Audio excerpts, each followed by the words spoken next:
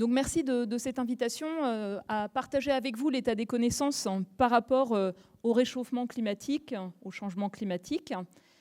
Et puis j'ai mis l'accent sur les enjeux de transformation. Pourquoi? Donc là, c'est une représentation simplifiée d'un des indicateurs de l'état du climat de notre planète, qui est le changement de température à la surface de la Terre. Une année, une barre. Quand ça se réchauffe, ça va du bleu vers le rouge. Donc on a un réchauffement qui, maintenant, dû à l'influence humaine, atteint 1,3 degré quand on réactualise jusque l'année dernière. Et puis quand on regarde vers l'avenir, le réchauffement à venir va dépendre principalement de ce que les activités humaines vont faire en termes d'émissions de gaz à effet de serre. Et donc, si on avait des émissions à venir extrêmement élevées de gaz à effet de serre, on aurait un très fort réchauffement à la fin du siècle. Bonne nouvelle, on n'est plus sur cette trajectoire-là.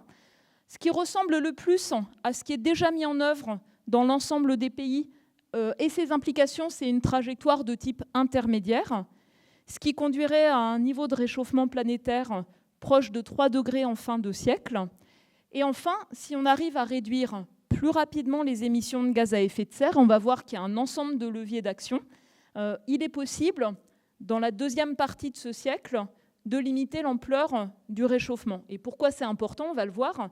Parce que plus le niveau de réchauffement planétaire monte, plus le climat change dans chaque région du monde, ici, près d'Orléans, en France et dans les autres régions du monde, et ce qui augmente un certain nombre de risques liés au climat, de coûts d'adaptation, et puis quand ça ne marche pas, quand on atteint les limites, des pertes et des dommages. Et j'ai ajouté en bas des personnes nées à des âges différents. Donc on voit qu'en fait, ce dont il s'agit, c'est les conditions du vieillissement des personnes de ma génération, et les conditions de vie des plus jeunes tout au long du siècle. Et donc l'enjeu de transformation, il est double. Comment est-ce qu'on est capable d'anticiper les caractéristiques climatiques à venir pour mettre en place des changements structurels maintenant, de sorte à être le plus près possible, nos infrastructures, nos villes, nos pratiques, nos forêts et tout le reste. Et puis l'autre volet, c'est pour limiter l'ampleur du réchauffement, les transformations apportées pour réduire les émissions de gaz à effet de serre et renforcer la capacité, par exemple, des forêts, des sols à stocker du carbone. Donc des multiples transformations. Celle-là, c'est celle qu'on peut choisir. Et puis si on ne fait rien, en termes d'action pour le climat, on va les subir en fait. On ne sera pas préparé et on aura en fait à gérer des crises successives. Donc la présentation, je l'ai structurée en 3 parties. Où est-ce qu'on en est vis-à-vis de l'action pour le climat et du changement climatique dans le monde et ses conséquences en France.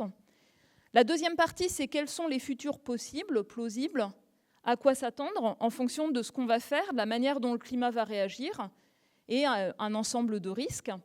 Et puis la troisième partie, ce sera comment est-ce qu'on peut accélérer l'action par rapport au changement climatique. Et donc ce qu'on voit en France et dans le monde, l'action pour le climat monte en puissance.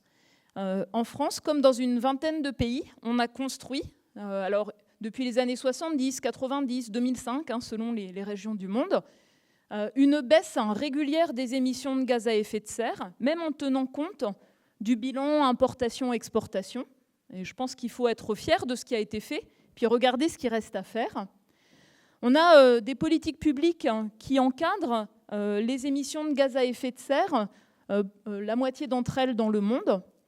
On a permis d'éviter d'émettre plusieurs milliards de tonnes de gaz à effet de serre qu'on exprime en CO2 équivalent. Et puis, on a en fait des avancées technologiques qui permettent de produire de l'électricité décarbonée, d'électrifier les mobilités, notamment par les batteries qui offrent ce service, avec une baisse des coûts et une augmentation des capacités installées dans le monde. On sait aussi jouer sur l'efficacité énergétique, la maîtrise de la demande. Vous vous souvenez des incitations à la sobriété avec les difficultés de production d'électricité, d'approvisionnement en gaz. Et ça a permis d'éviter à peu près 10% de la demande de chauffage. Donc on voit les choses qui peuvent fonctionner. Et puis on a un ralentissement de la déforestation dans le monde, même si elle se poursuit dans certaines régions et que dans d'autres, on a un accroissement des forêts. Du côté du fait d'anticiper, de réagir par rapport aux risques climatiques, on a des progrès dans la planification de l'adaptation et sa mise en œuvre, En France, par exemple, la canicule de 2003 a conduit à se préparer mieux en cas de canicule, ne serait-ce que pour mettre en sécurité les personnes fragiles, par exemple dans les lieux qui hébergent les personnes âgées. Donc on n'avait pas au départ de ce type de réponse, mais on voit des limites. On voit qu'il y a toujours, lors des vagues de chaleur, une forte surmortalité en France, par exemple. Et pour tous les autres aspects, on a aussi des décalages entre ce qu'on met en œuvre et ce qui serait nécessaire. Et puis parfois des réponses qui entraînent de nouveaux risques, ce qu'on appelle une maladaptation. On veut bien faire sur un aspect du changement climatique, mais on crée des effets indésirables, et on le voit également. Donc il y a une action qui monte en puissance, mais ce n'est pas encore suffisant pour limiter les risques liés au changement climatique. Alors on le voit très nettement quand on regarde l'évolution des rejets de gaz à effet de serre dans le monde. Donc c'est tout ramené à du CO2 équivalent, et c'est en milliards de tonnes. Donc les activités humaines ont un poids énorme dans ce qu'on injecte vers l'atmosphère. C'est ce qui domine l'évolution de la concentration de ces gaz dans l'atmosphère au niveau planétaire. Donc au moment de la révolution industrielle, c'était surtout de la déforestation qui conduisait, en brûlant des forêts, à rejeter du CO2 vers l'atmosphère par nos activités. Vous voyez la petite barre bleue au début, verte, pardon. Et puis à mesure du temps, on a l'utilisation du charbon, l'utilisation du pétrole, l'utilisation du gaz dit naturel, qui est du gaz fossile, donc qui est responsable de la partie en violet, qui est devenue le gros morceau des émissions de gaz à effet de serre à l'échelle mondiale. Donc à retenir sur ce graphique, qu'est-ce qui pèse le plus? Les énergies fossiles. À peu près 80% sur tous les gaz à effet de serre dans le monde. Et le deuxième facteur qui pèse le plus, c'est le système alimentaire, la manière dont on produit notre alimentation, dont on la transforme, l'effet des déchets alimentaires. C'est à peu près, parce qu'il y a aussi des énergies fossiles dedans, à peu près un tiers des émissions de gaz à effet de serre, mais pas forcément les mêmes gaz. L'élevage de ruminants, c'est du méthane. Les épandages d'engrais azotés, c'est plutôt de l'oxyde nitreux, donc ce n'est pas les mêmes gaz, et on les ramène ici avec les différentes couleurs. L'effet méthane est en bleu foncé, vous voyez qu'il est important, et puis l'effet oxyde nitreux en rouge, et puis les autres gaz, comme ceux qu'il y a dans les systèmes de refroidissement, par exemple, en orange. Alors, la chose intéressante, c'est que sur les dernières années, on a, pour la partie liée aux énergies fossiles, une augmentation qui est de moins en moins forte d'une année à l'autre. Vous avez l'effet pandémie et rebond qui est représenté.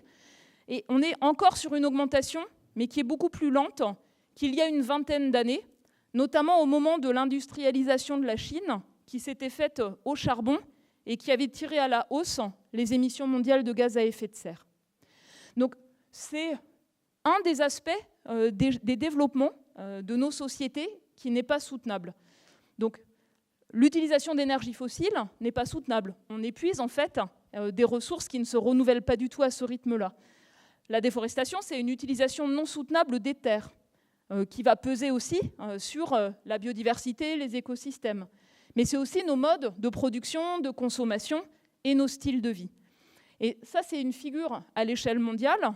Mais la chose importante à retenir, c'est que dans le monde, 10% des personnes sont responsables de quasiment 40% des émissions de gaz à effet de serre, donc ceux qui ont les styles de vie les plus émetteurs, dans les pays qui ont l'énergie la plus carbonée. On a à peu près un tiers de la population mondiale qui est responsable d'à peu près 40% des émissions de gaz à effet de serre, plutôt les classes moyennes partout, donc ça pèse lourdement. Et puis ensuite, on a à peu près la moitié de la population mondiale qui n'émet quasiment rien, moins de 15% des émissions de gaz à effet de serre, en Asie du Sud ou en Afrique notamment. Et ces personnes qui n'ont quasiment pas de responsabilité historique ou actuelle, elles manquent d'un accès de base à l'eau, la santé, l'énergie, l'éducation. Donc il y a ce défi de répondre à des besoins de base avec les technologies les plus propres. Et puis ces personnes, elles vivent aussi dans des contextes qui sont très vulnérables, c'est-à-dire qui prennent de plein fouet et avec peu de capacité de réaction les conséquences d'un climat qui change. Donc on est sur des questions de justice, en fait, entre ceux qui ont le plus contribué dans le passé, ceux qui contribuent le plus aujourd'hui, et puis ceux qui sont les plus vulnérables partout.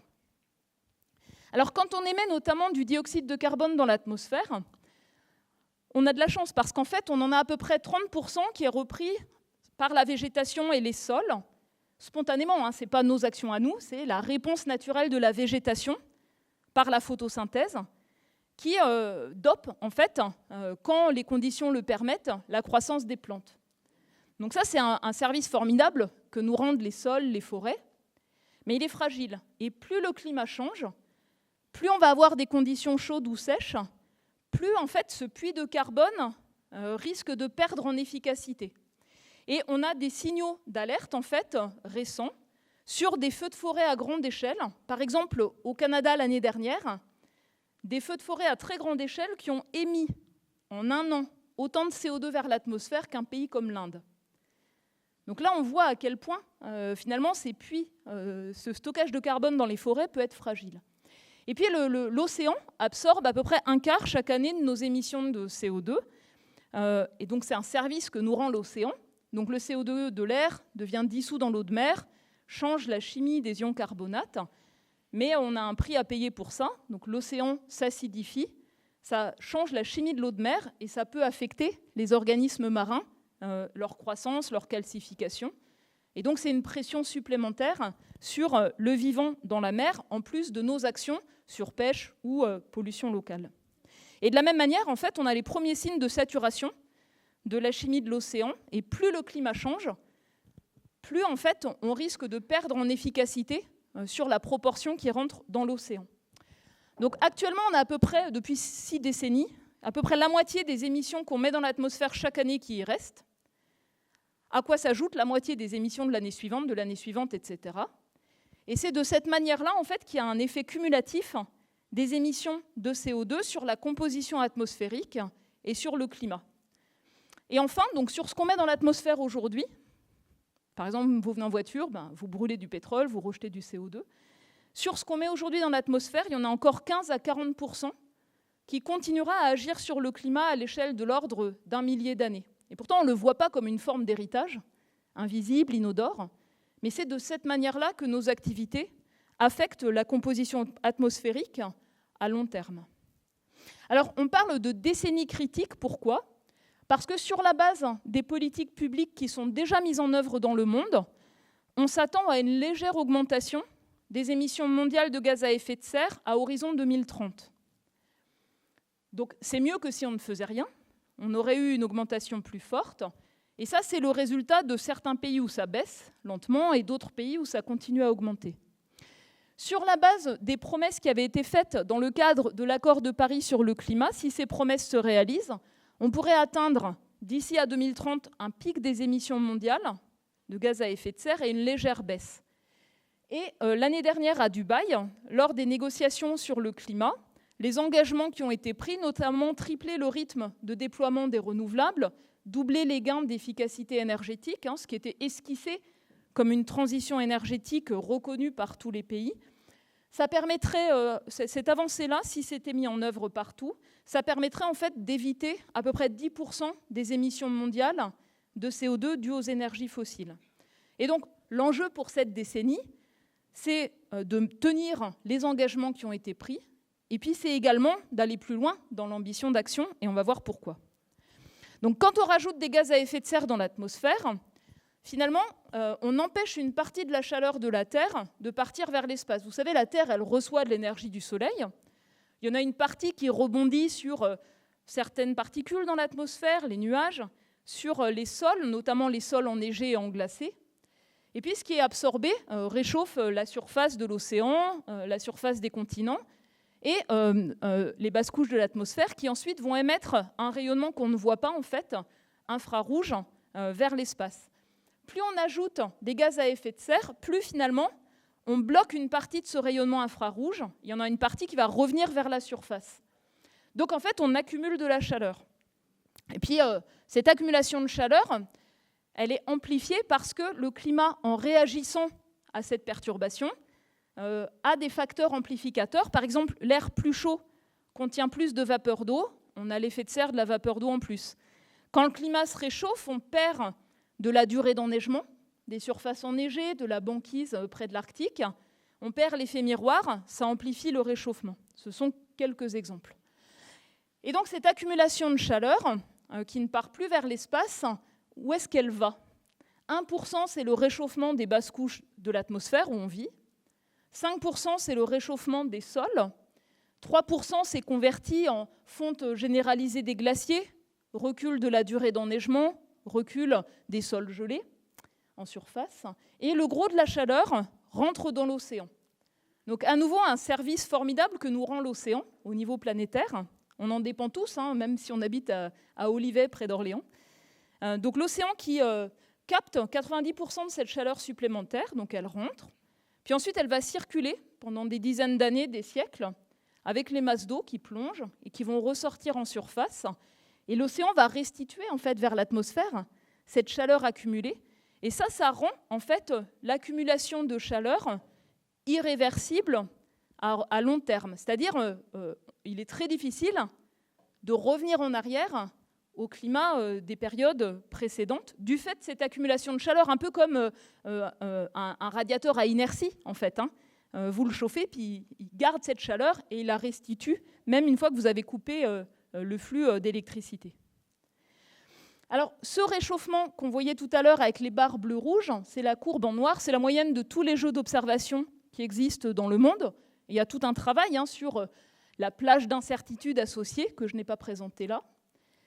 Et à côté, vous avez en gris les reconstitutions de température issues des travaux des paléoclimatologues, qui font un peu un travail de détective, c'est-à-dire aller chercher dans des milieux naturels des indices, des variations passées de température. Par exemple, les anneaux des arbres dans les régions tempérées vont être sensibles à la température de la saison de croissance. On peut aussi avoir des indices de cette manière-là, mais plus indirects, dans l'analyse de la glace des glaciers, du Groenland, de l'Antarctique, des sédiments dans les lacs, des concrétions dans les grottes ou bien des sédiments marins. Et même en France, un super indicateur, c'est les dates de vendange, qui dépendent aussi de la température du développement des grappes en fait, de raisin, et qui nous permettent en France d'avoir plus de 800 ans de chronique de température, et qui montrent aussi une rupture de ce type-là. Donc sur les derniers 2000 ans, on a des variations. Ce qui joue le plus, en fait, à cette échelle de temps-là, c'est est-ce qu'on a des éruptions volcaniques fréquentes ou pas fréquentes. C'est le premier facteur qui va piloter la variabilité naturelle récente du climat. Et puis, vous voyez cette rupture où, depuis les années 50-70, la plage de température, le rythme de réchauffement sont complètement inédits sur plus de 2000 ans. Ce n'est pas inédit à plus long terme. Dans l'histoire géologique de la Terre, il y a eu des périodes chaudes parce que l'orbite de la Terre autour du Soleil a changé, parce que la tectonique des plaques, la composition de l'atmosphère a changé, mais à des vitesses sans commune mesure avec la vitesse du réchauffement actuel. Et puis, en analysant donc, à la fois ce qui va jouer sur le bilan d'énergie de la Terre, en simulant à l'aide d'une représentation de l'atmosphère, de l'océan, des surfaces des continents en 3 dimensions, ce qu'on appelle des modèles de climat à base physique.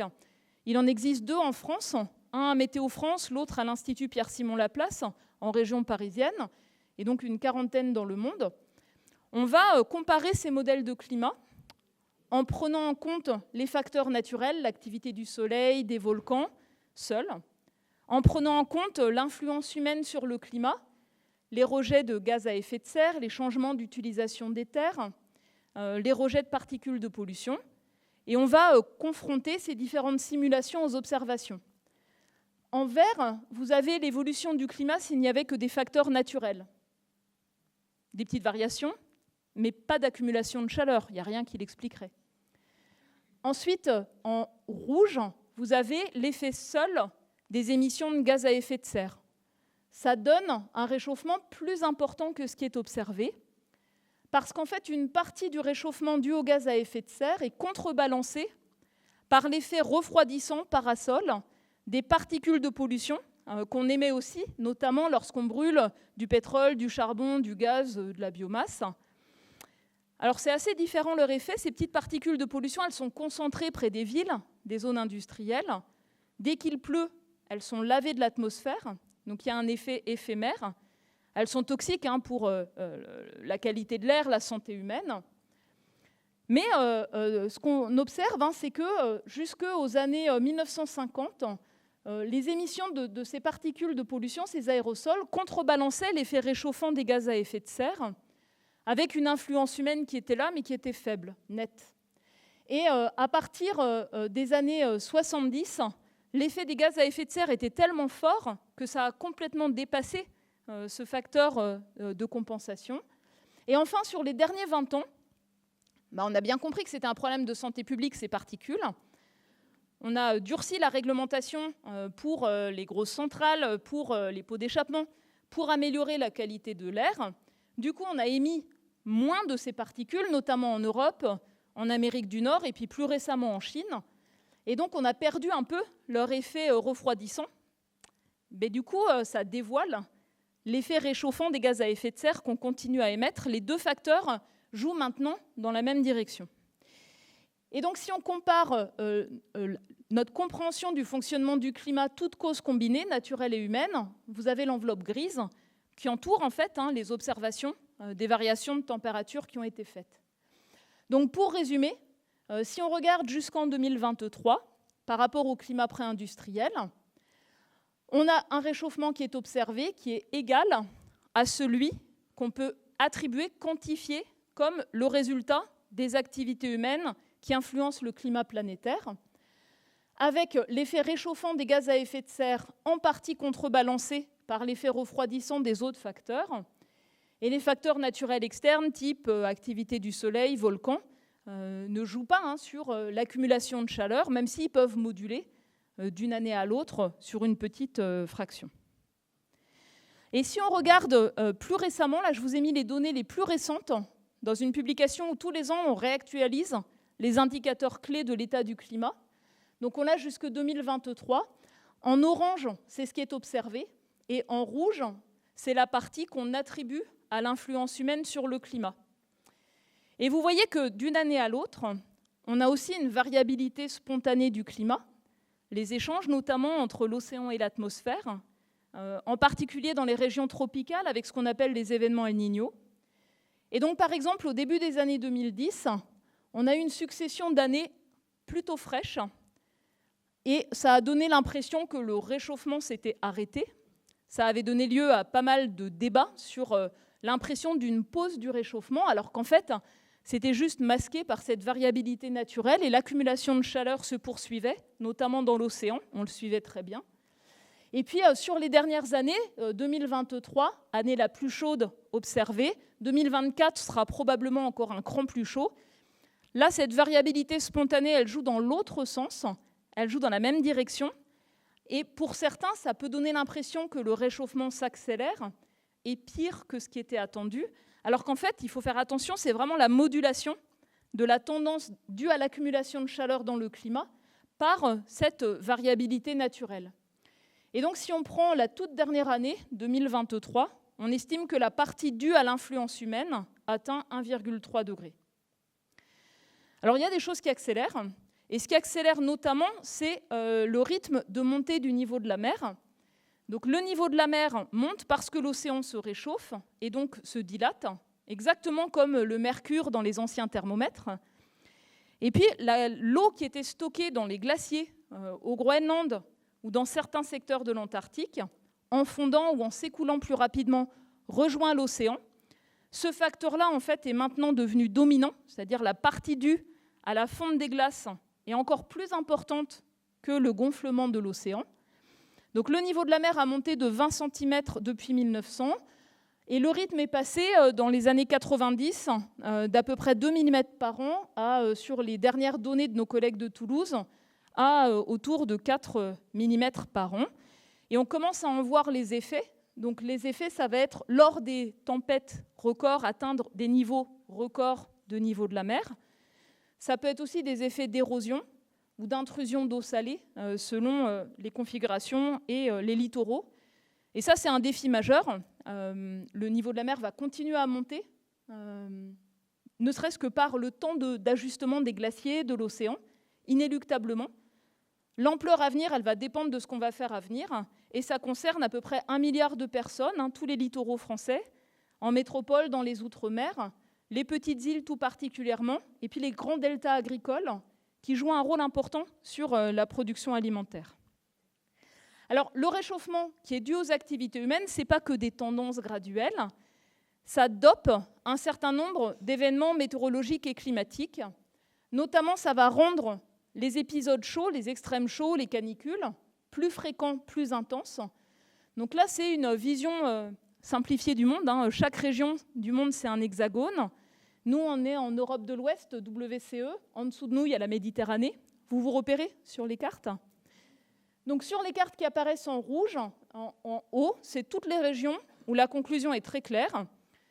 L'augmentation de la fréquence, l'augmentation de l'intensité des extrêmes chauds, à l'échelle de la région et d'événements spécifiques, est due à l'influence des activités humaines sur le climat planétaire. C'est aussi le cas dans les régions qui apparaissent en jaune foncé pour les sécheresses agricoles, qui concernent l'humidité des sols. Donc ce qui se passe, c'est quand l'air est plus chaud, on peut avoir plus d'évaporation et de transpiration, et donc ça va transformer une banale période de manque de pluie en sécheresse plus sévère. Et puis le deuxième volet, c'est qu'on a un changement de la circulation de l'atmosphère à grande échelle qui entraîne des arrivées d'air plus sec dans les régions de climat méditerranéen. Et donc là, c'est une baisse de la pluviométrie. Donc on peut avoir les deux effets qui se superposent. Et l'urbanisation, par exemple, elle va augmenter les extrêmes chauds avec les effets d'îlots de chaleur dans les villes. Et puis l'urbanisation, elle va aussi interagir avec les pluies extrêmes, plus fréquentes et plus intenses, en augmentant le ruissellement. Alors pourquoi est-ce que les pluies extrêmes augmentent? C'est notamment bien connu depuis des siècles sur le fonctionnement de l'atmosphère.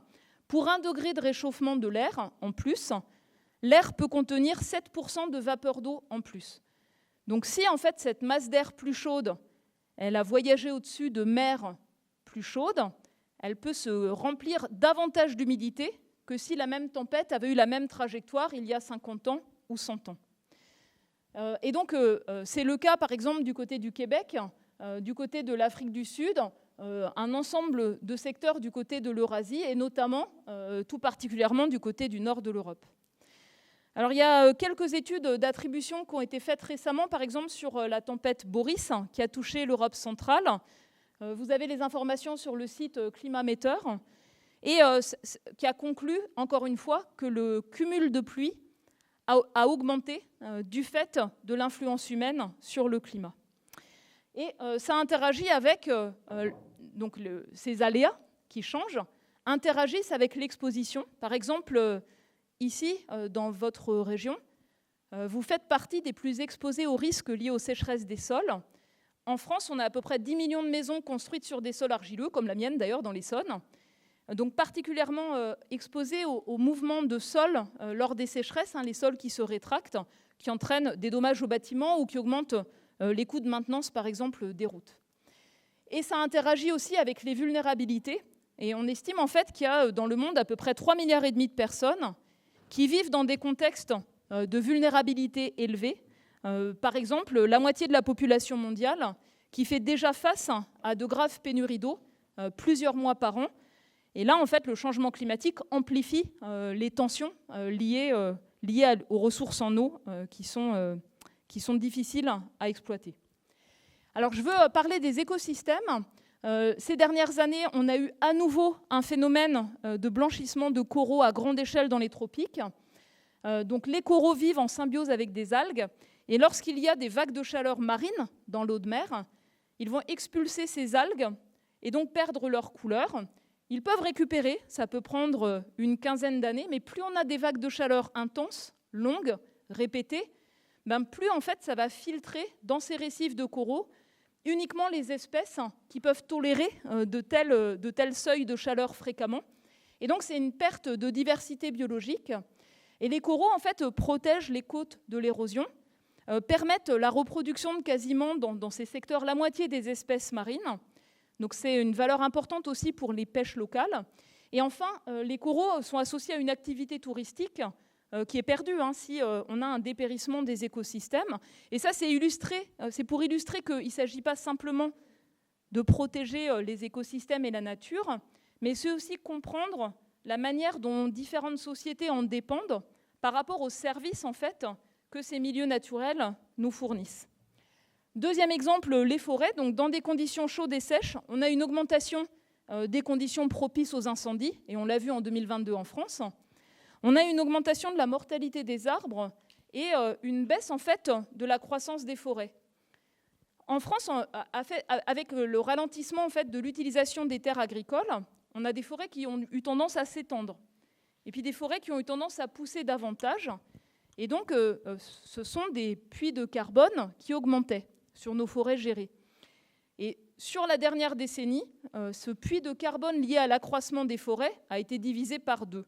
Il y a 10 ans, ils absorbaient 7% de nos rejets de gaz à effet de serre chaque année, c'est tombé à 4%. Donc c'est un exemple qui illustre à quel point les effets du changement climatique sur les écosystèmes affectent leurs services, par exemple la capacité à stocker du carbone, fournir du bois et héberger une biodiversité foisonnante.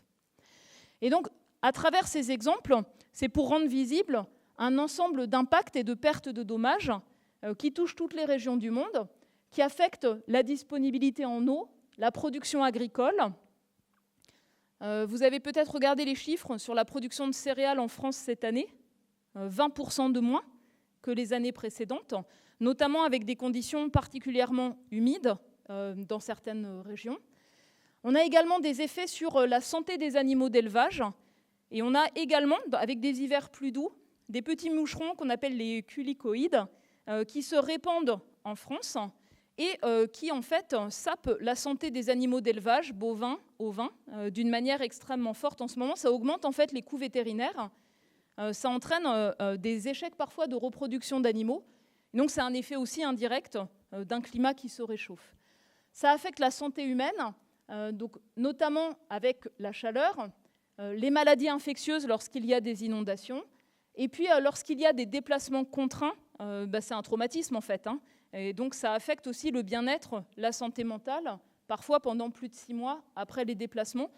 On avait eu 40 000 personnes déplacées avec les incendies en 2022, et on a eu à nouveau plusieurs dizaines de milliers de personnes dans le Pas-de-Calais déplacées en métropole en fait, du fait des inondations récentes. Et puis ça affecte tous les écosystèmes, le rythme saisonnier du vivant, les déplacements d'espèces, la moitié des espèces étudiées se déplacent, et puis parfois des effets de mortalité comme sur les arbres ou de dépérissement d'écosystèmes. Alors j'ai mis 3 vecteurs de maladies, les petits moucherons dont je parlais tout à l'heure, mais aussi les moustiques tigres qui sont en France avec la dengue, le West Nile et d'autres maladies qui sont maintenant implantées en fait, sur le territoire métropolitain. Et puis les tiques, pareil, dont les aires de répartition changent et la réplication des bactéries augmente avec des températures plus chaudes dans ce type de vecteurs. Donc à retenir, ces impacts, ils sont dus à des facteurs climatiques qu'on comprend bien, et ces facteurs climatiques vont être modifiés à mesure du réchauffement planétaire, et donc je les ai décrits tout à l'heure, je ne vais pas revenir dessus. Alors en France, le réchauffement il est plus prononcé que la moyenne planétaire. Le réchauffement il est plus prononcé au-dessus des continents qu'à la surface de l'océan. Et il est particulièrement prononcé notamment dans les régions près du pôle Nord.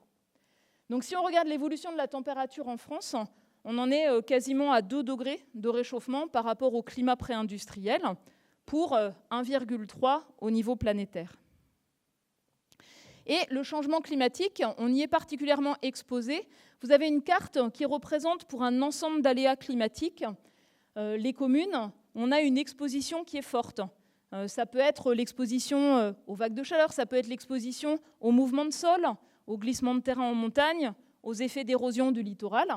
Ça concerne en fait 2 tiers des communes et directement à peu près 2 tiers de la population française, et notamment du côté des Outre-mer, parce qu'il y a aussi une exposition aux cyclones tropicaux. Et ce qu'on observe du côté des cyclones tropicaux, c'est une augmentation de la proportion de ceux qui ont l'intensité la plus forte, notamment en termes de quantité de pluie ou de vitesse des vents. Sur les dernières années, on a vu la totalité de ce qu'on attend comme caractéristiques climatiques dans un climat qui se réchauffe en France. Donc des vagues de chaleur intenses, des vagues de chaleur parfois dès le mois de juin, comme en 2019, le brevet des collèges avait été repoussé, des vagues de chaleur parfois tardives, au mois de septembre, au moment de la rentrée l'année dernière, et puis souvent au cœur de l'été. On y a échappé cet été, heureusement. On a également donc eu des événements de pluie intenses, et notamment par exemple les pluies cévenoles dans le sud de la France ont gagné sur les records de pluie chaque année à peu près 20% depuis les années 60. Alors pourquoi est-ce que j'insiste sur ce côté-là ? Parce que par exemple les réseaux d'assainissement ne sont pas dimensionnés pour ces quantités de pluie. Donc dès qu'il pleut beaucoup, ça coule en surface, ça ressort des égouts et ça entraîne un ensemble de dommages sur des inondations de type rapide. On a eu également en 2022 en métropole et puis 2023 du côté de Mayotte ou de la Guyane des sécheresses de très forte intensité avec des ruptures d'approvisionnement en eau et puis des dégâts considérables sur les bâtiments, sur les sols argileux. Et dans certains contextes, on commence à voir l'émergence d'effets liés à la montée du niveau de la mer. Les travaux de Gonnery-Le Cauzanet, par exemple, et ses collègues l'ont montré du côté de Cayenne, en Guyane. Et on l'avait vu aussi du côté de Saint-Pierre-et-Miquelon sur les années précédentes. Donc là, c'est juste pour souligner à quel point, en fait, ce qui est concerné, c'est la santé, notamment avec les extrêmes chauds, mais aussi les maladies à vecteurs. La production agricole, les agriculteurs, ils sont en première ligne. Ils sont en première ligne des risques physiques liés à ce climat qui change. On a aussi des questions d'habitabilité de certains territoires. Vous avez vu dans les Alpes, pluie intense, rupture de lacs glaciaires, donc déversement en fait, de matière, de galets par les torrents qui engloutissent entièrement un village. Que faire ? Reconstruire au même endroit, déplacer. Et cette question d'habitabilité, elle va aussi se poser de plus en plus sur certains secteurs sur le littoral. Il y a des vulnérabilités spécifiques. Par exemple, les femmes âgées suisses ont gagné en fait un procès pour inaction climatique contre l'État suisse devant la Cour européenne des droits de l'homme parce qu'il y a une surmortalité plus forte pour les femmes âgées lors des vagues de chaleur. Donc elles sont particulièrement vulnérables. Et ne pas agir pour le climat, finalement, c'est atteindre un droit humain fondamental, qui est de vivre dans des conditions décentes à tous les âges et pour les plus fragiles. Il y a aussi des vulnérabilités spécifiques des enfants. Donc les enfants, lorsque les mères sont enceintes, les enfants aux premiers âges de la vie, ils résistent pas bien en fait aux vagues de chaleur. Et puis par ailleurs, lorsqu'il y a des interruptions du temps scolaire, ils perdent en fait en chance d'accéder à une éducation de qualité, et notamment lorsqu'il y a rupture d'approvisionnement en eau ou inondation et impossibilité d'accéder aux écoles. En termes de coûts économiques, c'est ce qui est représenté ici. Les coûts, par exemple, catastrophes naturelles liées aux sécheresses augmentent et posent des questions en fait de la capacité à maintenir cette mutualisation de risques, comme la prise en compte des pertes et dommages, par exemple, pour les agriculteurs. Et donc, on est sur des enjeux à changer d'échelle, avec actuellement l'attente de la réactualisation du plan national d'adaptation. Souvent, l'adaptation, c'est on est touché par quelque chose et on se prépare au cas où la même chose revienne, mais on voit bien que ça ne suffira pas dans un climat qui change. Et donc, l'enjeu, c'est se donner une trame de référence vers quoi on va, le décliner pour chaque territoire, pour faire évoluer nos référentiels pour les infrastructures, par exemple des villes, des services publics, et faire en sorte que lorsqu'on les met en place ou qu'on les rénove, ils soient résilients, ils fonctionnent dans un climat qui continuera à changer. Donc, c'est pour ça qu'il faut se projeter vers les futurs possibles, et les futurs possibles vont dépendre des choix qui vont être faits. Donc, les changements socio-économiques vont affecter les émissions de gaz à effet de serre, de polluants, la manière dont on utilise les terres. Ça va affecter le fonctionnement du climat, du cycle du carbone, et donc le niveau de réchauffement planétaire. En fonction de la vitesse et de l'ampleur de ce réchauffement, ça va affecter un ensemble de facteurs générateurs d'impact. Ça va concerner les différents milieux naturels, les écosystèmes, les sociétés humaines, les secteurs d'activité. Mais les risques vont aussi dépendre de ce qu'on aura mis en place, qui peuvent permettre de réduire les vulnérabilités, limiter l'exposition. Et donc, on reboucle en fait sur les réponses des sociétés, les politiques d'adaptation et ces interactions que l'on va avoir entre nos choix et l'évolution climatique. Mais par contre, quels que soient les choix qu'on fait, on a des lois physiques qui vont s'imposer. Et celles-ci, en fait, elles reflètent notre compréhension du fonctionnement du climat et elles montrent que le principal facteur qui va déterminer le niveau de réchauffement à venir, sur l'axe vertical, c'est le cumul des émissions de dioxyde de carbone. C'est ça qui va dominer. Les autres facteurs jouent, mais avec une ampleur moindre. Donc, c'est les émissions de vos grands-parents, vos parents, vous-même et les suivants, et partout dans le monde, qui vont déterminer le niveau de réchauffement planétaire à venir. Donc, si on regarde ce qu'on a déjà émis comme gaz à effet de serre et le niveau actuel de réchauffement, ça c'est la responsabilité historique.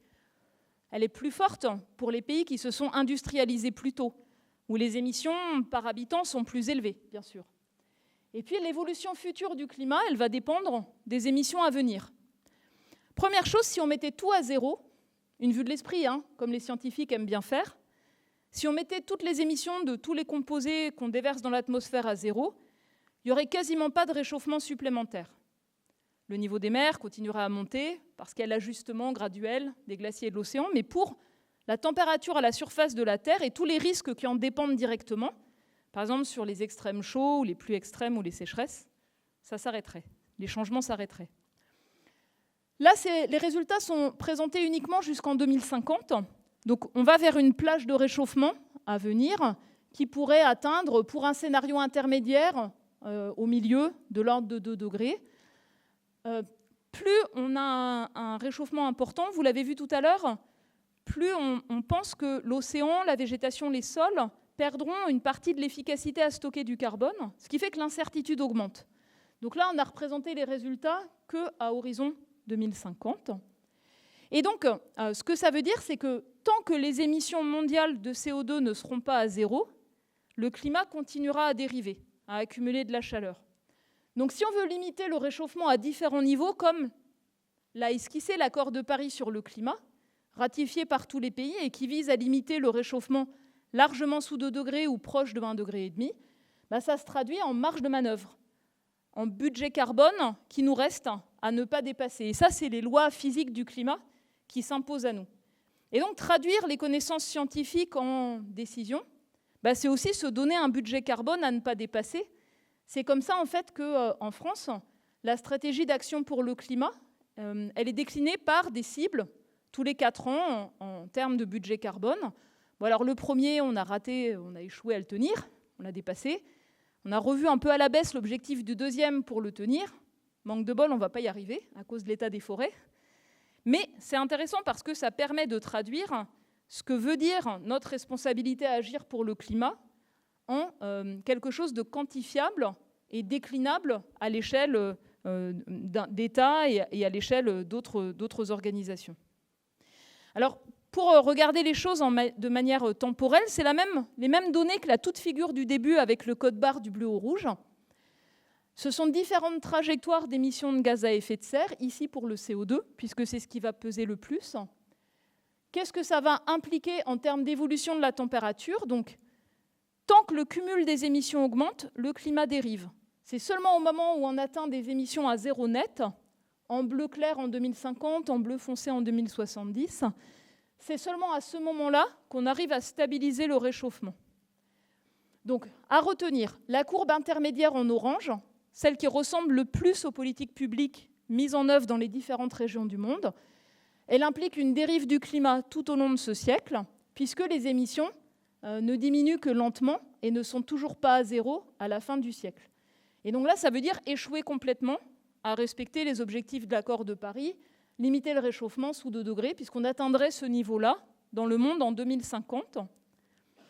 Donc la trajectoire orange, on peut aussi se dire, il faut s'y préparer. Il faut s'y préparer, notamment pour les infrastructures de long terme. Et donc ça veut dire en France, se préparer à un réchauffement qui dépasserait 3 degrés en 2050, 4 degrés en 2100 pour la France. Et qu'est-ce que ça implique sur les caractéristiques dans chaque région, dans chaque département, dans chaque ville, de sorte à bien les anticiper. Si on arrive à réduire plus vite les émissions de gaz à effet de serre, les trajectoires bleu foncé ou bleu clair, on arrive à décrocher, en fait, à avoir un effet visible au bout d'une vingtaine d'années. Donc moi, j'ai l'espoir que d'ici une vingtaine d'années, on puisse, comme nos collègues qui travaillaient sur la couche d'ozone, discerner les signes de stabilisation du réchauffement. Ce que vous voyez enfin, c'est que si vous voulez, après avoir atteint un pic, revenir un petit peu en arrière, et bien quelque part, ça veut dire qu'il faudra faire le ménage, c'est-à-dire qu'au lieu d'émettre des gaz à effet de serre vers l'atmosphère, il faudrait être capable d'en enlever de manière nette au niveau mondial.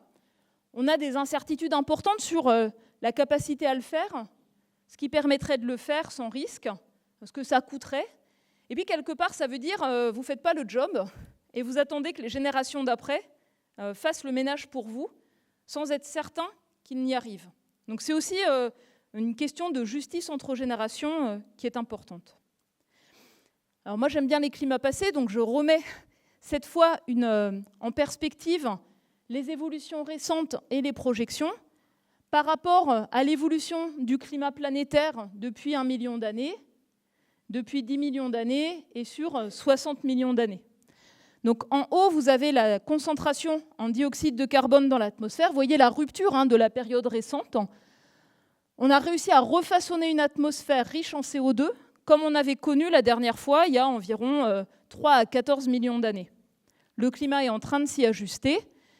On est en train de sortir de la plage des variations de la période chaude actuelle qu'on appelle l'Holocène.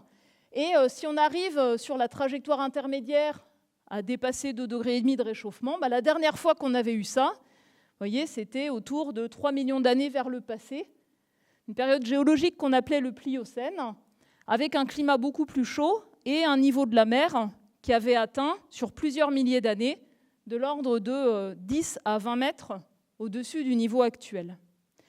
C'est intéressant, les climats passés, est-ce que ça donne des contraintes empiriques sur ce qui se passe à long terme avec différents niveaux de CO2 et sur la manière dont se façonne le climat et la réponse des écosystèmes. Et donc la chose qui est la plus notable, quand on regarde par rapport aux variations passées, qui ont été importantes, c'est en fait la vitesse des changements actuels. On est sur un rythme de l'ordre de 1 degré par 100 ans, voire plus. Et les changements les plus rapides, même pendant les périodes glaciaires, c'était des changements qui se sont produits avec un rythme d'à peu près 1 degré par 1000 ans.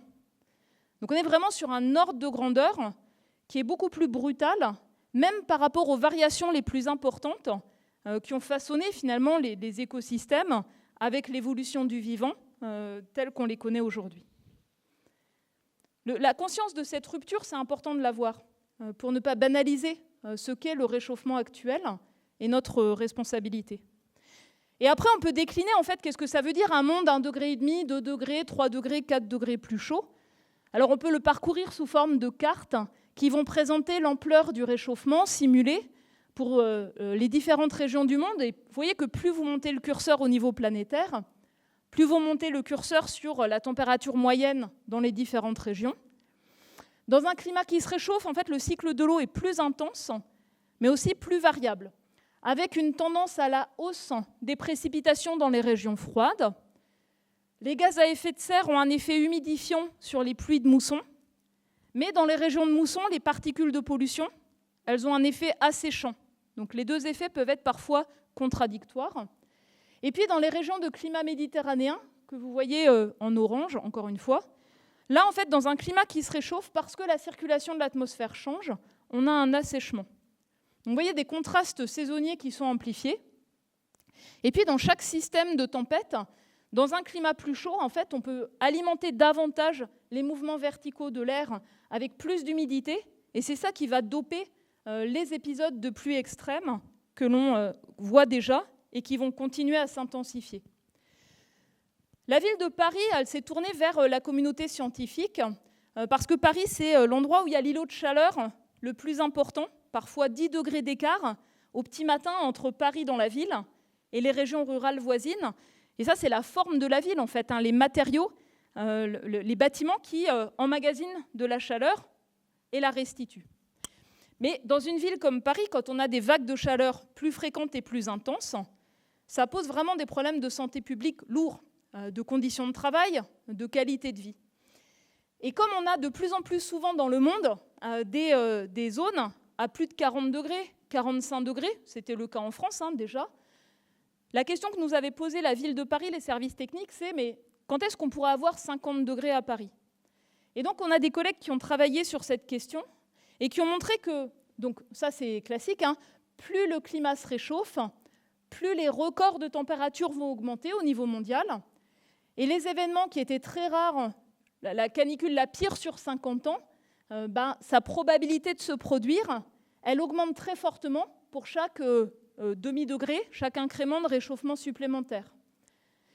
Et donc ce qu'on a montré, c'est qu'une vague de chaleur comme 2003, dans le climat d'aujourd'hui à Paris, ça pourrait atteindre déjà 4 degrés de plus qu'en 2003. C'est-à-dire la pire vague de chaleur possible, ce n'est pas celle de 2003, c'est 4 degrés de plus dans le climat actuel. Et pour une ville comme Paris, 45 degrés sur la température de l'air, donc avec l'effet d'îlot de chaleur proche de 50 degrés sur place, on ne peut pas l'exclure autour de 2050 si le niveau de réchauffement planétaire atteint 2 degrés. Et donc ça montre l'importance du dialogue entre, par exemple, les acteurs dans les villes, conscients des vulnérabilités, qui ont besoin de faire évoluer les infrastructures, de réfléchir aux questions de santé publique, aux habitats qui hébergent les personnes fragiles, comment améliorer leur confort thermique, comment permettre de travailler en extérieur quand c'est nécessaire, et la communauté scientifique. Et donc le message, c'est se préparer à des événements, notamment les vagues de chaleur les plus intenses et les sécheresses, plus fréquents, à des nouveaux moments de l'année, plus intenses, avec de nouvelles caractéristiques, des événements qui peuvent être composites. Et l'exemple, c'est celui de la Grèce. Donc en Grèce, il y avait eu canicule intense, vague de chaleur, conditions propices aux incendies graves, et juste après, mouvements verticaux très violents de l'air surchauffé au-dessus du continent, aspirant de l'air humide depuis la mer, pluie intense. Comment être préparé en termes de gestion de risque pour ce type de succession d'événements quand on n'en a pas eu l'expérience passée? Ça fait vraiment partie des défis qui sont posés. Et donc, dans toutes les régions du monde, plus le curseur monte au niveau planétaire, plus le curseur monte pour la température du jour le plus chaud de l'année. Et si vous regardez attentivement les petites cartes en haut, vous pouvez voir que la région du monde où cette augmentation est la plus forte, c'est le tour de la Méditerranée, donc Europe centrale, Europe du Sud, ici, hein, et la partie Afrique du Nord et Proche-Orient. Parce qu'en fait, on a une interaction entre assèchement des sols, qui du coup ne peuvent pas évaporer ou transpirer. Ça favorise une surchauffe et vague de chaleur. Les deux phénomènes sont couplés. Et vous voyez, quand on regarde les changements d'humidité en moyenne annuelle, toutes les régions qui apparaissent en brun sont des régions où il y a une baisse de l'humidité des sols à mesure du réchauffement. Donc on peut parler d'une forme d'aridification. Ça concerne la même région que je décrivais tout à l'heure, mais aussi des régions en Australie, en Asie centrale, en Amérique du Sud, hein, du côté de l'Amazonie, ou bien en Afrique du Sud. Et enfin, un cycle de l'eau plus intense et plus variable, c'est dans la même région une augmentation en fait du risque de sécheresse et des pluies intenses lorsqu'on a des événements de type orage ou tempête. Et toutes les régions qui apparaissent en vert, c'est les régions où on s'attend à avoir une augmentation des quantités de pluie le jour le plus pluvieux de l'année à mesure du réchauffement planétaire. Donc ça, c'est des défis majeurs pour les sols argileux et les constructions qui sont dessus. Pour les coûts de maintenance, hein, par exemple, pour les routes, c'est aussi des défis pour les activités agricoles et pour la gestion de l'eau. Alors, je vous parlais tout à l'heure d'adaptation et de maladaptation. Je vais vous poser 3 questions. Et vous me répondez adaptation ou maladaptation. Climatisation. Mais en fait, certaines régions du monde, elles sont inhabitables. S'il n'y a pas la climatisation, pour des publics fragiles, pour des conditions de travail, ça peut être nécessaire. Mais on rejette en fait de l'air chaud à l'extérieur, donc ça augmente la chaleur à l'extérieur, notamment dans les habitats denses. Ça consomme de l'électricité, il vaut mieux qu'elle soit décarbonée, sinon c'est pas terrible, hein, on augmente le problème. Et puis les fluides utilisés dans les systèmes de climatisation comportent des gaz à effet de serre puissants, il ne faut surtout pas que ça fuit. Donc vous voyez que dans certains cas, ça peut être nécessaire, mais ce n'est pas forcément quelque chose qui est le plus astucieux. On peut aussi ombrer les façades, on peut rajouter de la végétation en ville pour l'effet d'ombrage et puis un petit peu de refroidissement. On peut améliorer le confort thermique des bâtiments avec leur ventilation, avec un peu des puits canadiens ou provençaux, ou des réseaux de froid dans les villes plus denses. Il il y a un ensemble de leviers d'action. Canon à neige, adaptation ou maladaptation ? Si vous êtes une station de ski dont la seule activité économique, source d'emploi, c'est le tourisme de ski, vous êtes un peu coincé. Et le canon à neige, en fait, il permet de rendre l'activité un peu plus viable en assurant de l'enneigement au moment où la température est négative, sachant qu'à 1500 mètres d'altitude, dans les Alpes, on perd 1 mois d'enneigement par degré de réchauffement planétaire. C'est à peu près l'ordre de grandeur. Donc vous voyez qu'en fait, on peut avoir une logique économique en termes d'emploi, d'essayer de préserver le modèle principal. Mais le canon à neige, il va par exemple demander de stocker de l'eau dans des retenues collinaires. Et ça peut poser parfois la question de la destruction de zones humides ou bien du partage de l'eau avec les activités agricoles, sachant que l'élevage a aussi besoin, dans les alpages, de plus d'eau à mesure que le climat se réchauffe. Donc on est parfois sur des tensions. Dernier exemple, bassine, adaptation ou maladaptation. Et en fait, la question est la suivante. Quand on investit sur ce qui peut permettre de garder la même activité à plus long terme, est-ce que ce sera viable dans un climat qui se réchauffe ? Et donc, par exemple, en moyenne, on s'attend à avoir un peu plus de précipitations en hiver dans le nord de la France, plutôt moins en été et moins dans le sud de la France. Mais rien n'exclut d'avoir un hiver sec suivi d'un été sec, voire même d'un hiver sec par la suite. Et dans ce cas-là, la bassine ne marche pas. On a des retours d'expérience du côté du Chili ou de l'Espagne qui montrent les limites de l'exercice. Et donc, dans certains cas, ça peut permettre de maintenir une activité en favorisant de l'irrigation qui est nécessaire pour certaines cultures. Dans d'autres cas, ça va verrouiller les pratiques et finalement, ça va rendre très vulnérable si les capacités de l'ouvrage sont dépassées. Et donc, ça peut exacerber des risques brutaux, en fait, de perte complètement d'activité économique par la suite. Voilà, donc je voulais juste esquisser ces 3 exemples pour montrer la difficulté de l'exercice et aussi les questions qui sont posées dans ma propre communauté, de fournir une information qui soit juste en étant conscient de la manière dont ça peut conduire à des choix qui peuvent être à court terme sembler les plus pertinents, mais en fait être des réponses inadaptées sur le plus long terme, voire avoir des effets indésirables.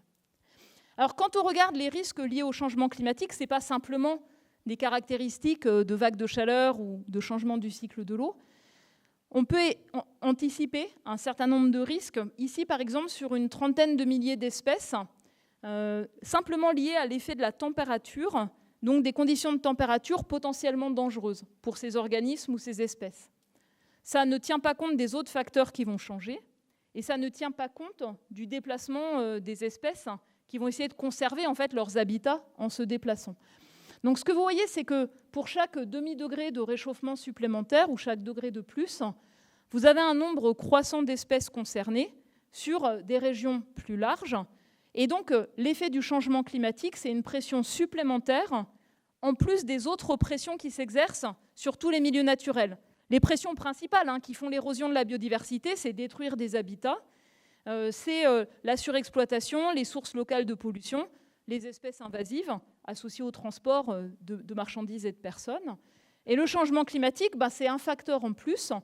Et donc, ça conduit la communauté scientifique qui travaille sur ces écosystèmes à souligner l'importance de réduire les autres pressions, de les protéger au maximum pour leur laisser le maximum de capacité d'adaptation. D'où, par exemple, l'enjeu d'avoir des aires marines protégées, vraiment protégées. On ne va pas chaluter au fond.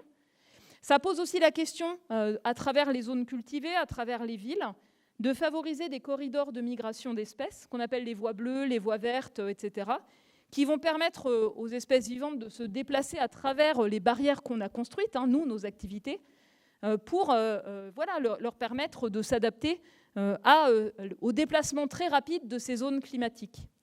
Et ces zones climatiques, elles se déplacent vite. En plaine, ça peut être de l'ordre de 80-100 km tous les 10 ans.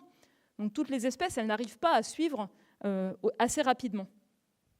Si on regarde sur les continents, pour les espèces qu'on trouve donc sur les continents et dans les zones aquatiques, les rivières, les mares, les cours d'eau, on estime que le risque de perte de biodiversité est multiplié par 10 entre un monde 1,5 degré et un monde 3 degrés plus chaud. Donc c'est colossal en fait. On anticipe une augmentation notamment autour de la Méditerranée, mais aussi dans d'autres régions du monde des incendies de forêt, une augmentation des mortalités d'arbres et puis des risques de perte de carbone importants. Et ce que je veux mentionner, c'est qu'aujourd'hui, finalement, on peut s'appuyer sur les milieux naturels pour notre intérêt. Ombrer des villes avec des arbres, utiliser des zones humides qui permettent de stocker l'eau quand il pleut trop et de la déstocker pendant les sécheresses. Mais comme ces milieux vont être fragilisés quand le climat change fort, en fait, c'est comme si on perdait des cordes à notre arc. Et donc, on a des limites qui existent par rapport aux réponses qu'on peut nous mettre en œuvre pour notre adaptation, qui vont s'appuyer sur les ressources en eau ou les ressources des écosystèmes. Et dans une région comme celle-ci, la question en fait, de l'eau disponible dans les cours d'eau se pose en été. Du fait de ce climat qui réchauffe, donc qui limite en fait, qui augmente l'évaporation, qui limite le ruissellement, mais aussi du besoin en eau pour différentes activités. Et donc l'enjeu, c'est d'arriver aussi à anticiper cela pour pas, encore une fois, gérer des tensions croissantes avec une ressource qui diminue et des besoins qui augmentent. Alors on est sur des risques importants pour la santé.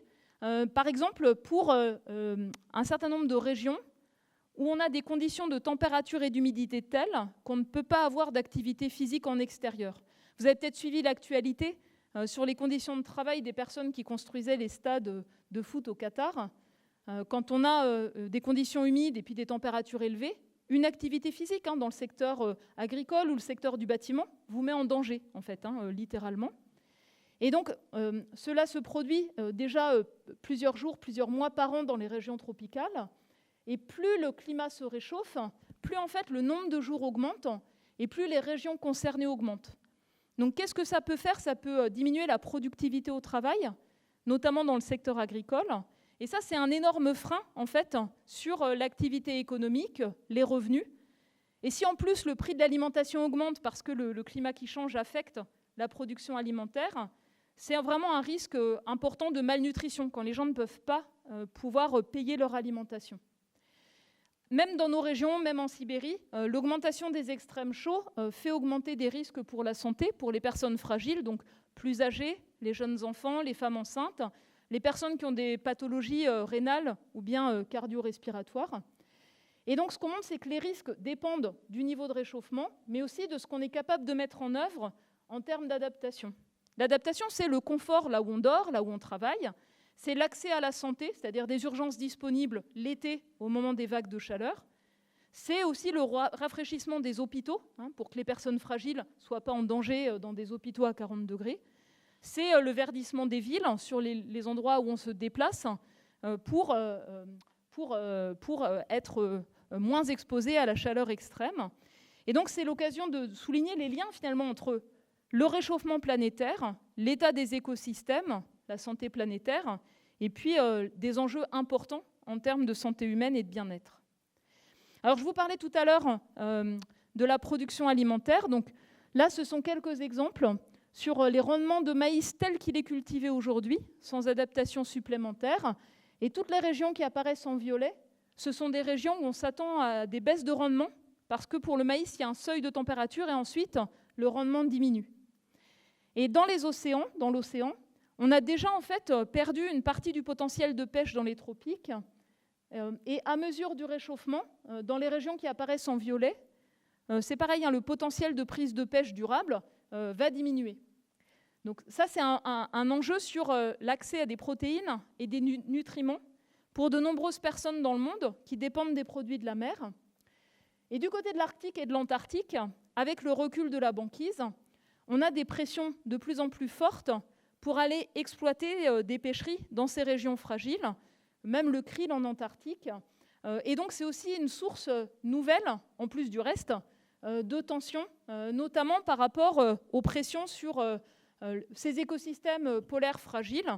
Ça apparaît en vert, mais on n'est pas du tout certain que le potentiel de prise de pêche augmente. Ça, c'est juste un effet température, mais on sait qu'il y a d'autres facteurs qui peuvent jouer. Donc, vous imaginez, dans la même région, les personnes qui, parce qu'il fait trop chaud, trop humide, comme on a eu au Pakistan ou en Inde il n'y a pas longtemps, ne peuvent juste pas travailler en extérieur, pas de revenus, et en même temps des chocs sur les pêcheries, des chocs sur la production alimentaire qui font que le prix de l'alimentation sur les marchés locaux augmente. Ça fait partie des risques vraiment complexes qui peuvent conduire à des situations de malnutrition dont on sait qu'ils sont vraiment importants en termes de bien-être et de santé à long terme. Et donc sur les risques d'insécurité alimentaire, ils augmentent avec le niveau de réchauffement planétaire, mais ils dépendent encore une fois des choix qu'on fait. Si on arrive à maîtriser l'évolution démographique, il y a des signes encourageants de ce côté-là. Si en fait on arrive à faire évoluer la demande alimentaire en mangeant plus de protéines végétales, moins de protéines animales, ça réduit l'utilisation des terres pour nourrir les animaux d'élevage. Ça permet en fait de mieux les utiliser pour la sécurité d'approvisionnement humain. Si on renforce en fait les capacités d'adaptation des petits exploitants agricoles partout, qu'on leur permet de sortir de la pauvreté, dans ce cas-là, en fait, on arrive à limiter les risques en termes d'insécurité alimentaire à un niveau modéré. Tout ce qui joue dans l'autre sens augmente les risques liés au changement climatique, notamment si on augmente la demande alimentaire, par exemple plus de viande et de produits d'élevage à la place des protéines végétales, ou alors si on veut utiliser les terres pour produire de la biomasse, par exemple pour des agrocarburants, ou bien pour stocker du carbone, ou bien pour d'autres usages que l'alimentation, on fragilise en fait la sécurité alimentaire. Et puis si les inégalités sociales sont énormes, avec des gens plus riches qui consomment énormément, y compris sur leur alimentation, et puis des petits producteurs très pauvres, ça augmente aussi en fait les risques d'insécurité alimentaire. Donc je le disais au début, l'alimentation c'est à peu près un tiers, tout le système alimentaire, des émissions de gaz à effet de serre. C'est aussi fragile par rapport à un climat qui change. C'est un des constats des rapports du GIEC ces dernières années, du Haut Conseil pour le climat. Mais les politiques publiques ne sont pas à la hauteur. Ce n'est pas à la hauteur au niveau des négociations internationales, quasiment pas reflété dans la COP28, premier bilan mondial de l'accord de Paris. Et c'est pris en fait en silo, parce qu'il y a un enjeu agriculture, bien sûr, essentiel. Il y a un enjeu environnement, et puis il y a un enjeu santé. Parce que l'alimentation, c'est aussi quelque chose qui est important pour vivre longtemps et en bonne santé. Et on le prend en silo et pas sur une vision d'ensemble de transformation de systèmes alimentaires. Et donc pour terminer sur les évolutions futures possibles, dans les différentes régions du monde, on peut identifier quels sont les risques clés. Et donc ici en Europe de l'Ouest, les risques clés sont liés aux extrêmes chauds, leurs effets sur la santé, les écosystèmes. Ils sont liés au risque de perte de production agricole, notamment avec des conditions chaudes et sèches. Ils peuvent être aussi liés aux situations de pénurie d'eau, où en fait on n'a pas d'eau dans les fleuves, ce qui sape toute l'activité économique industrielle, comme on avait vu du côté du Pô en Italie ou du Rhin à plusieurs reprises. Ça s'est même vu sur le PIB allemand. Quand on ne peut pas transporter de matériaux sur le Rhin, ça ralentit l'activité économique de manière assez spectaculaire. Et puis enfin, un ensemble de risques d'inondation plus extrêmes, débordement de cours d'eau, et puis montée du niveau de la mer. Et est-ce que vous savez historiquement où est-ce qu'on a positionné nos villes ? Le long des cours d'eau et sur le littoral. Et donc, en Europe, on a un patrimoine bâti, historique, actuel, particulièrement exposé par rapport aux risques d'inondation.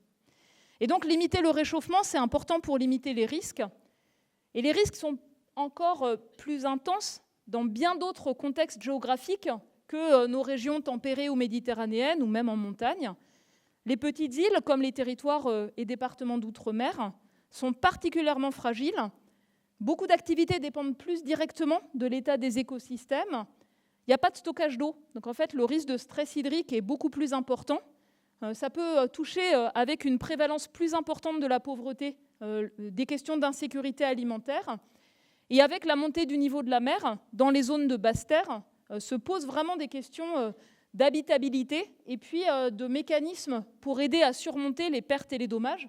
Donc des questions aussi de solidarité pour permettre à des territoires plus fragiles de ne pas en fait prendre plus fortement les conséquences du changement climatique que les autres.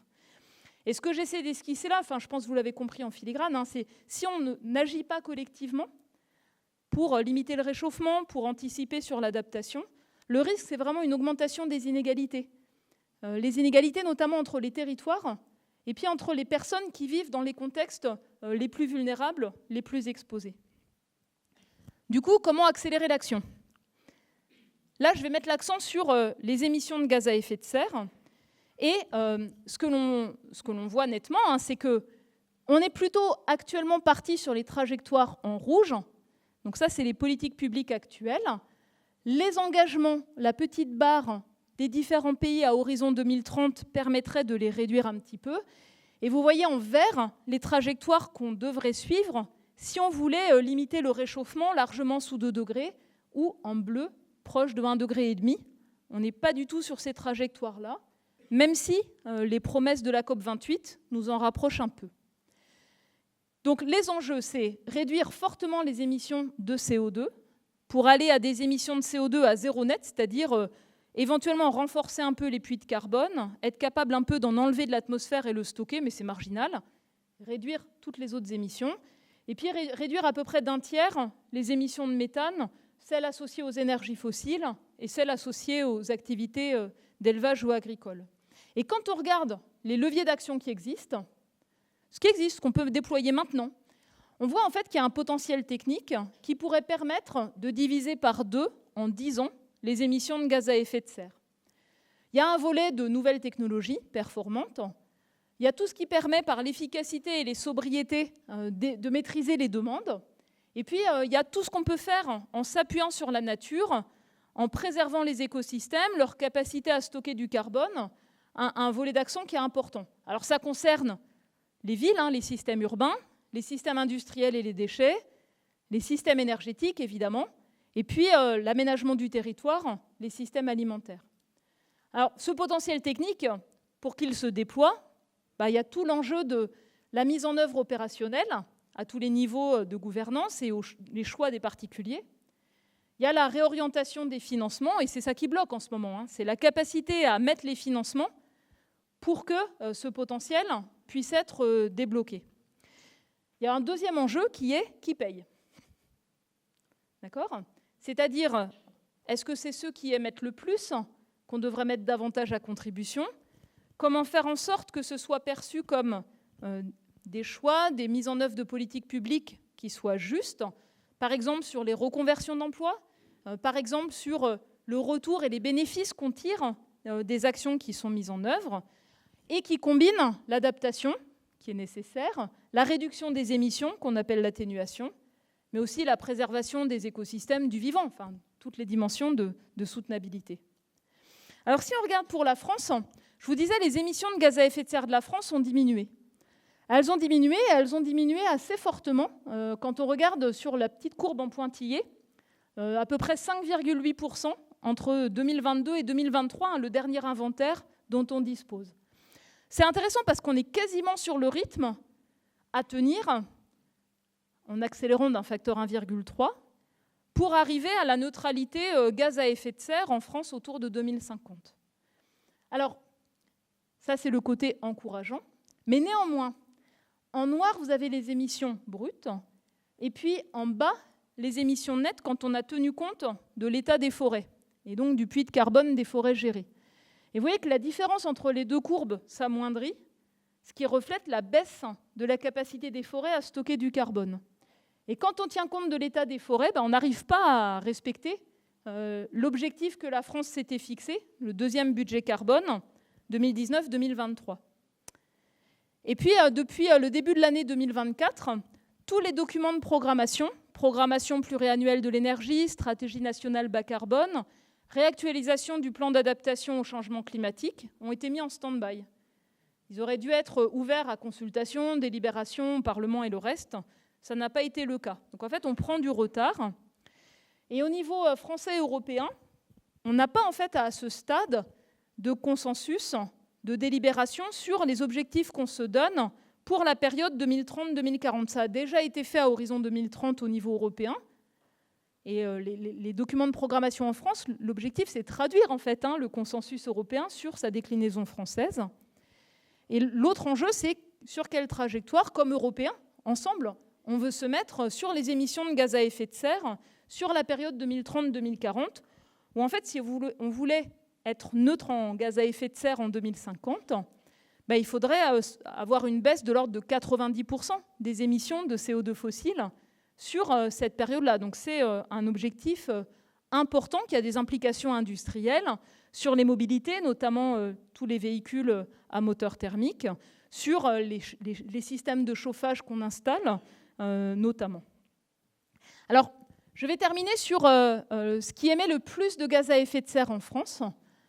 Premier facteur, notre électricité, elle est décarbonée. Dans les années 70, pour des enjeux de sécurité d'approvisionnement, d'indépendance énergétique, il y a eu le choix du nucléaire, plus l'hydroélectricité, plus la montée en puissance des renouvelables. Et donc, par rapport aux autres pays du monde, l'électricité pèse beaucoup moins. Et du coup, chez nous, c'est les mobilités qui pèsent le plus, et notamment la voiture individuelle. Et là, on voit bien que ça ne baisse pas autant que cela pourrait. Ensuite, le deuxième facteur, c'est la production agricole. Et ces émissions de gaz à effet de serre avaient des objectifs limités qui ont été tenus, mais ont baissé moins que dans les autres pays européens. Ensuite, on a l'industrie qui est à peu près sur les rails, mais avec parfois des effets de ralentissement économique liés au contexte, par exemple, d'inflation. Et puis, le quatrième facteur qui pèse le plus, c'est celui des bâtiments, où il y a des points de vigilance, notamment sur le rythme de rénovation efficace d'ampleur, qui n'est pas tout à fait celui qui était attendu. Sur les déchets, vous voyez que c'est seulement 4% des émissions de gaz à effet de serre, notamment les incinérateurs. Et là, il y a un point de vigilance, c'est qu'on n'arrive pas du tout à diminuer la quantité de déchets, ça a plutôt tendance à augmenter. Et donc, les émissions associées ne diminuent pas assez vite. Et puis ça, c'est la partie forêt, sol. Et donc, il y a l'état des forêts, mais aussi le fait que, du fait de la crise économique de l'élevage, beaucoup d'éleveurs arrêtent. Ils élevaient les animaux sur prairies.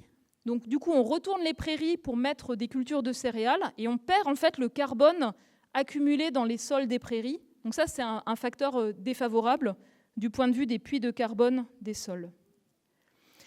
Et enfin, donc, quand on vit en France, notre empreinte, ce n'est pas simplement les émissions de gaz à effet de serre de ce qui est produit en France. Il faut tenir compte de ce qu'on importe et de ce qu'on exporte. Donc c'est ce qu'on appelle l'empreinte carbone de la France. Il faut aussi tenir compte des transports internationaux, notamment maritimes ou en avion. Et donc ce qu'on voit, c'est que la France, elle a une particularité. On a beaucoup délocalisé notre production industrielle. Et du coup, notre empreinte est beaucoup plus élevée que les émissions sur le territoire français, d'un facteur quasiment 40% de plus. Et l'empreinte a diminué lentement. Mais là, sur les dernières années, on a des indications qu'elle réaugmenterait. Et donc, les enjeux, c'est notamment d'arriver à maîtriser le transport aérien international. C'est ce qui tire à la hausse cette empreinte post-confinement. Et puis, on a aussi, pour maîtriser l'empreinte carbone de ce qu'on consomme, un enjeu important de réindustrialisation, c'est-à-dire produire avec une énergie décarbonée, une électricité décarbonée, comme on l'a notamment en France. Et donc, je vous laisse juste regarder rapidement. Ça, c'est un diagnostic de carbone 4 qu'on peut retrouver aussi sur le site de l'ADEME qui s'appelle Nos gestes climat, qui permet de regarder sa propre empreinte carbone. Et en moyenne, en fait, c'est une moyenne. Il y a des grosses inégalités selon les territoires, selon les modes de vie, selon les catégories de revenus. Mais vous voyez ce qui pèse le plus sur les déplacements, ce qui pèse le plus sur l'alimentation, viande, lait et boissons. Ce qui pèse le plus sur le logement, c'est notamment le chauffage au gaz et au fioul. Et puis après, on a les services publics qui comptent. Et donc, dans les communes, dans les collectivités, tout ce qui permet de décarboner les services publics, ça vous permet aussi de réduire l'empreinte carbone des services dont vous bénéficiez. Je termine sur les leviers d'action. Donc là, ce n'est pas pour la France. Dans les évaluations qu'on fait dans les rapports du GIEC, il n'y a pas de feuille de route, il n'y a pas de recommandations. Donc dans les rapports du GIEC, on trouve une évaluation transparente, factuelle, du potentiel de chaque levier d'action, de son coût, de ses limites, mais aussi de ses effets indésirables qui peuvent exister ou de ses bénéfices annexes. Et ce que j'ai souligné en vert, ce sont les bénéfices annexes qui ne sont pas quantifiés, mais qui sont importants en termes notamment de santé, santé des écosystèmes, santé publique. Donc si on regarde la production d'énergie dans le monde, la taille de la barre, elle vous donne le potentiel estimé de baisse d'émissions de gaz à effet de serre, et la couleur, elle vous donne une indication du coût. Donc ce n'est pas pour la France, c'est au niveau mondial. Vous voyez que les potentiels très importants, ils sont notamment sur les renouvelables, mais aussi la réduction des émissions de méthane liées au charbon, au pétrole et au gaz. Donc là, c'est la pression sur les entreprises pétrolières et gazières. Et puis, par exemple, sur le captage et stockage, L'idée qu'on émet dans un système industriel et qu'on récupère les émissions et qu'on les enfouisse, le potentiel est estimé comme faible et avec un coût élevé à horizon 2030. Alors, tout ce qui permet de réduire l'utilisation d'énergie fossile pour la production d'énergie, c'est très positif pour améliorer la qualité de l'air. Sur la partie terre, eau, alimentation, vous voyez que arrêter de déforester des forêts primaires ou des tourbières, le potentiel est très important. On peut renforcer le stockage de carbone dans les sols agricoles avec des pratiques d'agroforesterie, d'agroécologie notamment. On peut restaurer des écosystèmes, on peut mieux gérer les forêts. On a des leviers d'action d'efficacité pour la production agricole. Et puis, il y a ce levier en gris qui est faire évoluer nos pratiques alimentaires. Donc, une alimentation de saison, locale, mais surtout avec plus de protéines végétales, moins de protéines animales, diversifiées. Et en fait, ce qui est intéressant, c'est que les recommandations pour vivre longtemps et en bonne santé sur la structure de l'alimentation, c'est vraiment celle qui permet de réduire le plus son empreinte environnementale et pas seulement sur les émissions de gaz à effet de serre. Donc c'est pour ça que c'est un enjeu de santé publique. Et puis pour les villes, en fait, c'est à la fois les bâtiments et les mobilités. On a des enjeux sur les trames vertes dans les villes, la place de la nature qui est source de bien-être en zone urbaine. Et puis sur les bâtiments, on a un ensemble de leviers d'action, notamment qui vont permettre d'améliorer le confort thermique. Et sur les mobilités, vous voyez qu'il n'y a rien qui ressort comme la seule solution. Il y a un ensemble de leviers d'action, des véhicules plus efficaces, des véhicules électrifiés, des transports en public et du vélo. Et comme je suis invitée ici par une association notamment qui promeut les mobilités actives, je veux dire un mot pour cela. Donc le vélo, c'est un choix individuel qui n'est possible que quand on a des infrastructures adaptées, puis un soutien de l'employeur, ça aide aussi en fait. C'est quelque chose qui permet d'être mieux préparé à un climat qui change, notamment à des vagues de chaleur, parce qu'on a une meilleure santé cardio-respiratoire, l'habitude d'être dehors, de faire une activité physique. Il y a un potentiel qui est important, qui n'est pas exploité. Quand on regarde par exemple en Suisse, en Allemagne, en Finlande, au Danemark ou aux Pays-Bas, alors c'est le modèle les Pays-Bas, la place en fait des déplacements au quotidien qui se font à vélo de 3 ans à 100 ans, on voit que c'est possible, et on voit que c'est possible, c'est intéressant, notamment parce qu'aux Pays-Bas, au moment des chocs pétroliers, il y a eu toute une réflexion sur comment on s'en sort, et comment on s'en sort à l'échelle de la mobilité dans et autour des villes. Et donc il y a eu tout ce travail fait pour rendre les villes favorables au déplacement à vélo, comme un levier de résilience économique face aux chocs pétroliers, qui porte encore ses fruits. Et ce que l'on voit maintenant, c'est que sur les déplacements du quotidien qui se font à vélo aux Pays-Bas, quand ça se fait tout au long de la vie, et même on peut le faire simplement une fois qu'on est en retraite, on gagne plusieurs années d'espérance de vie en bonne santé. C'est vraiment intéressant sur les indicateurs de santé publique, mais ça demande des infrastructures pour rendre les déplacements au quotidien sûrs. J'espère que ça correspond aux attentes de l'association. Ce plaidoyer pour le vélo.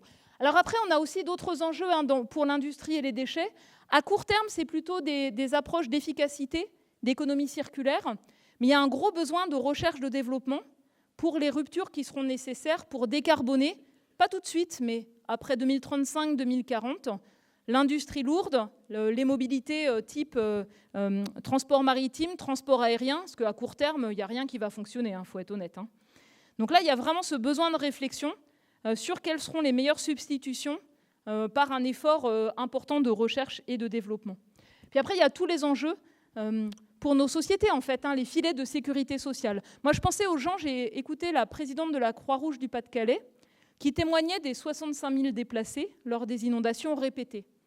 Donc les gens ont les franchises d'assurance, plusieurs fois de suite, les défauts de paiement, les logements temporaires qui ne sont pas pris en compte par les assurances. Donc une inquiétude économique énorme, à savoir comment payer le crédit de sa maison inondée, par exemple, ou son loyer de son appartement inondé, et en même temps le logement temporaire. Donc il y a des enjeux à élargir la sécurité sociale, c'est clair, à l'adaptation au changement climatique. Il y a aussi tous les enjeux en fait, d'améliorer la gestion de risques sur la réponse urgente, où les services de l'État ou des collectivités ont parfois du mal à toucher les personnes les plus fragiles, d'où le rôle de ce type en fait, d'organisation de la société civile. Donc je termine sur les enjeux climat. Ce que je vous ai présenté, en fait, les bases de la compréhension de l'effet de serre, c'est le 19e siècle. Les premières mesures du climat qui change, c'est le milieu du 20e siècle. La compréhension du fonctionnement des boucles de rétroaction dans le système climatique, ça date des années 60-70. Premier rapport scientifique à l'Académie des sciences américaines sur le climat, fin des années 70. Et on a perdu du temps. Donc on peut le représenter comme des opportunités manquées. On n'a pas pris le sujet à bras-le-corps. On pensait que ça concernerait les générations futures, des régions lointaines, et puis on le prend tous de plein fouet, partout, même dans les régions les plus riches. Donc aujourd'hui, les défis sont considérables. Ils sont d'articuler une vision de long terme, comment on construit une économie décarbonée, avec toutes les urgences, toutes les crises, tous les conflits, toutes les mauvaises surprises qui peuvent se présenter.